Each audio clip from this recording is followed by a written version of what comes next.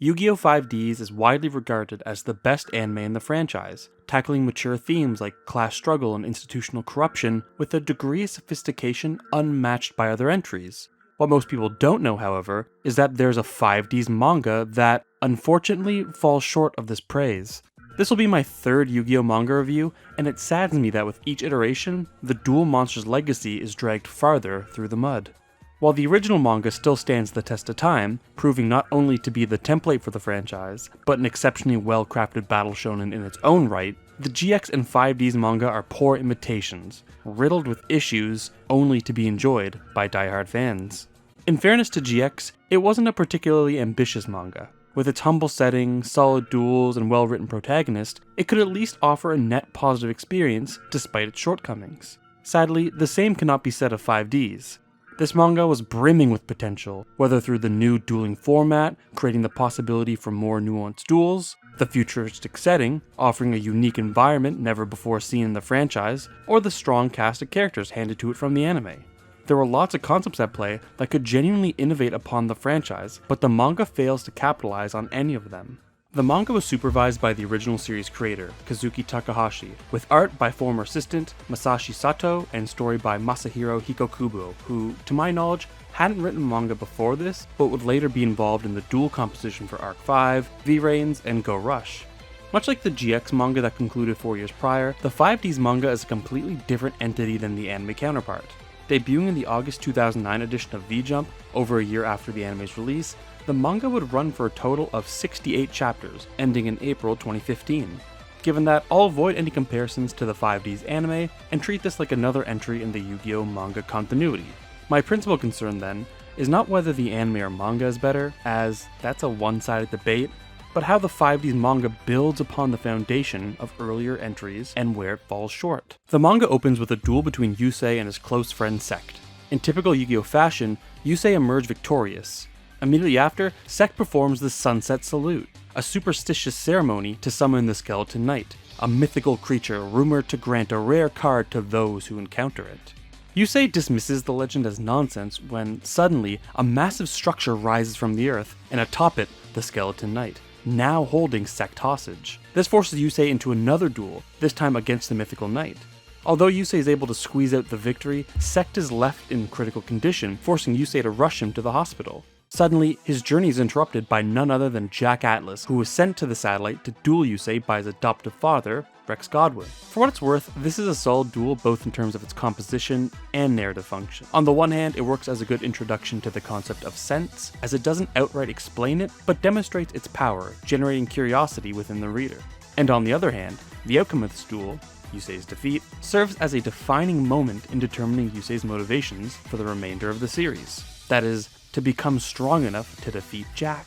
On the whole, 5D's has a decent start, bypassing many of the preliminary issues of GX's manga by showing most duels in their entirety and advancing at a reasonable pace. It farther borrows from GX by humbling its protagonist early on. Although Yusei is initially heralded as the strongest in the satellite, his status as strongest is quickly revoked when Jack enters just 4 chapters in, setting precedent for Yusei losing and preventing duels from feeling one-sided. With such a strong opening, one may question my initial remarks about the series' quality. Unfortunately, my praise for this manga ends with the first volume. It certainly introduces a slew of new ideas that could make for a great manga, but as previously mentioned, it fails to capitalize on any of them.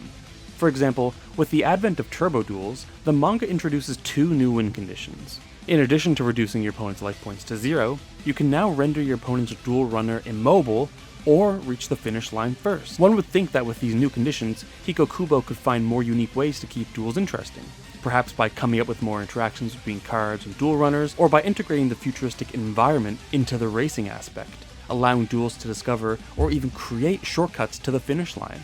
However, most of the duels simply play out as if the duel runners weren't there. While there are a handful of instances in which one duelist will cut off another or jump over some terrain, the turbo aspect is highly neglected. This is particularly disappointing, as these new win conditions were the perfect opportunity for Hikokubo to return to what made the original Yu-Gi-Oh! Manga so good. In a previous video, I talked about Takahashi's use of a more flexible rule set, with a certain level of interactivity among the cards and their environment.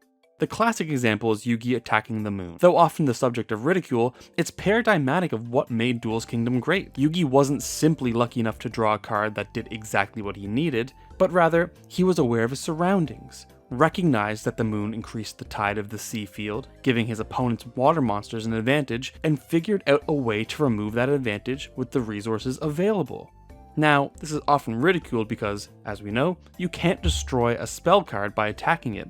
But the point is, once you divorce the manga from the strict rules of the TCG, you open up a whole new world of interesting narrative possibilities. After all, if I wanted to see a technically sound duel, I'd attend a YCS, but no one is reading a Yu-Gi-Oh manga just for technically sound duels. To return to my main point, I believe 5D's missed a massive opportunity. It could have returned to this Duel's Kingdom style of gameplay, while simultaneously avoiding its criticisms. Consider this. Although the medium for these battles is duel monsters, they nevertheless occur during a race. It would only seem natural then that duelists use their cards in service of winning the race. Unlike in Duel's Kingdom, where unconventional strategies may be criticized for violating the established rule set, the context of 5Ds allows readers to reinterpret the duels as tools for winning races. Now, we have one instance that gets close to this. In Yusei's duel against Hunter Pace, Hunter sabotages Yusei's duel runner, then uses a stall deck to outspeed Yusei while protecting his own life points. However, this is the bare minimum. Why not let Yusei use Turbo Synchron to give his runner a speed boost, or Fortress Warrior to create a ramp for him to jump off? Have a monster attack the duel runner for Christ's sake. There are so many opportunities to introduce a level of strategy that's been missing from the franchise for so long and make duels less predictable. To make matters worse, the general quality of the duels is a cut below what we found in the GX manga, which should come as a surprise to anyone who followed the TCG, as the transition from GX to 5Ds came with an exponential leap in complexity for the real-life card game. Some may interpret this criticism as my personal dissatisfaction with the manga not meeting my expectations, but the issue is more complex than that. Genuinely ask yourself, what's the purpose of introducing new win conditions if they're never used? What's the point of the futuristic setting if the physical environment is hardly acknowledged by the artist? They're gimmicks, creating the facade of something new and exciting to attract attention, only to reveal itself as yet another mediocre Yu-Gi-Oh manga, a simple reskin of every other spin-off. Another major issue with 5Ds is that following the initial setup with the Skeleton Knight, the manga continues into yet another tournament arc, the fifth in the overall manga continuity. Although there's nothing inherently wrong with using a tournament structure, the franchise has become oversaturated with them. Had 5Ds been more effective at utilizing its other win conditions, it would make the tournament somewhat engaging, but forcing readers to experience another series of uninteresting duels between characters they don't care about is criminal at this point. Moreover, the actual execution of the tournament is sloppy. The first rounds, for example, are just random duels. That's right, there isn't even a tournament bracket. Admittedly, the second stage becomes slightly more interesting, with duelists having to collect some number of star tickets whose levels add up to 12. The problem, however, is that despite this more involved premise, the execution is practically the same. Duelists moving from location to location, dueling one another with little attention paid to the journey between locations, and the locus of attention on these mediocre duels. The one aspect that 5Ds had going for it was the age of its cast. Unlike past Yu-Gi-Oh series, 5Ds is not set in a school, but instead features a cast of adults. In theory, this should allow Hikokubo to explore more mature themes through complex interpersonal drama, but in reality, the reader is met with relatively shallow motives and generic conclusions. In fact, 3 of the main character arcs can be reduced to, I need to become stronger to defeat the person who hurt my pride, including Sect, Akiza, and even Yusei. In each instance, the individual is humbled by another duelist, chases some external source of power, but ultimately discovers that true power comes from within. There are slight variations in how each individual comes to this conclusion, but the execution is very one-dimensional. This lack of depth amplifies the problem with the tournament structure, as by contrast with Battle City or GX, the reader is not invested in the duelists, and that, taken together with the generally less exciting duels, makes for a much less engaging experience.